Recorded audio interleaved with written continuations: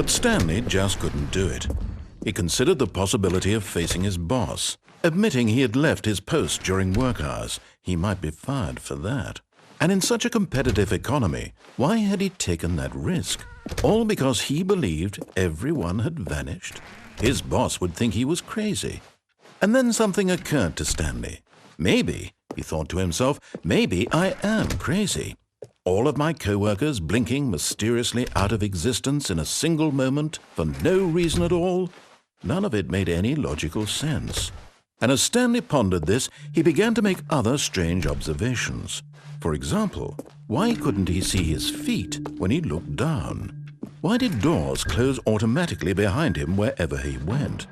And for that matter, these rooms were starting to look pretty familiar. Were they simply repeating? No, Stanley said to himself, this is all too strange. This can't be real.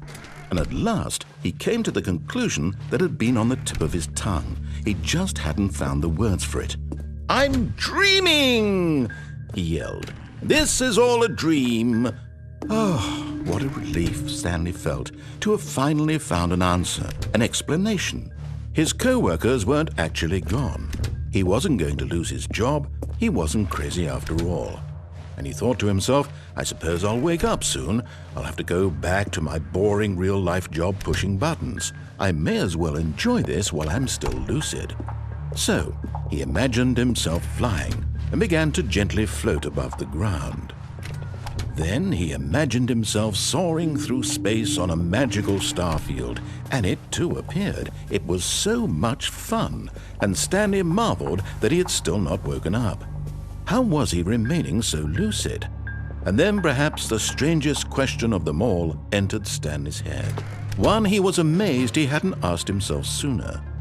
Why is there a voice in my head dictating everything that I'm doing and thinking? Now the voice was describing itself being considered by Stanley, who found it particularly strange. I'm dreaming about a voice describing me, thinking about how it's describing my thoughts, he thought. And while he thought it all very odd and wondered if this voice spoke to all people in their dreams, the truth was that, of course, this was not a dream. How could it be? Was Stanley simply deceiving himself, believing that if he's asleep, he doesn't have to take responsibility for himself?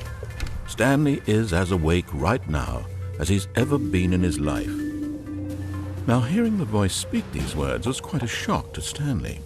After all, he knew for certain, beyond a doubt, that this was in fact a dream. Did the voice not see him float and make the magical stars just a moment ago? How else would the voice explain all that? This voice was a part of himself too. Surely, if he could just... He would prove it. He would prove that he was in control, that this was a dream. So he closed his eyes gently, and he invited himself to wake up. He felt the cool weight of the blanket on his skin, the press of the mattress on his back, the fresh air of a world outside this one. Let me wake up, he thought to himself. I'm through with this dream. I wish it to be over. Let me go back to my job. Let me continue pushing the buttons. Please, it's all I want. I want my apartment and my wife and my job. All I want is my life exactly the way it's always been. My life is normal. I am normal. Everything will be fine. I am okay.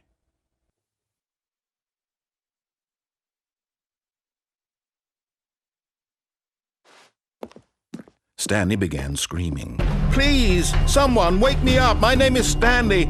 I have a boss. I have an office. I am real. Please, just someone tell me I am real. I must be real. I must be. Can anyone hear my voice? Who am I? Who am I? And everything went black.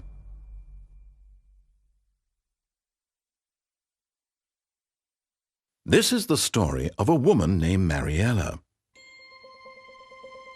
Mariella woke up on a day like any other. She arose, got dressed, gathered her belongings, and walked to her place of work. But on this particular day, her walk was interrupted by the body of a man who had stumbled through town talking and screaming to himself, and then collapsed dead on the sidewalk. And although she would soon turn to go call for an ambulance, For just a few brief moments, she considered the strange man. He was obviously crazy. This much she knew. Everyone knows what crazy people look like. And in that moment, she thought to herself how lucky she was to be normal. I am sane. I am in control of my mind. I know what is real and what isn't. It was comforting to think this, and in a certain way, seeing this man made her feel better.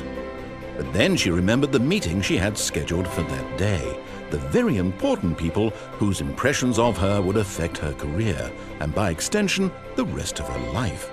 She had no time for this, so it was only a moment that she stood there, staring down at the body. And then she turned and ran.